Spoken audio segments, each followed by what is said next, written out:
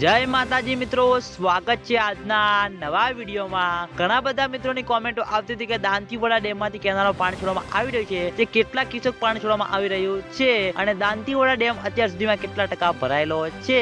તો મિત્રો આજે આપણે બનાસકાંઠા જિલ્લાનો જીવાદોરી સમાન ગણાતો દાંતીવાડા ડેમ ઉપર એક નજર કરીએ તો આજે તારીખ છે 7/4/2026 ના રોજ હાલમાં મિત્રો દાંતીવાડા ડેમની સપાટી 581.59 ફૂટે છે અને દાંતીવાડા ડેમની ભયાનક સપાટી 604 ફૂટ છે।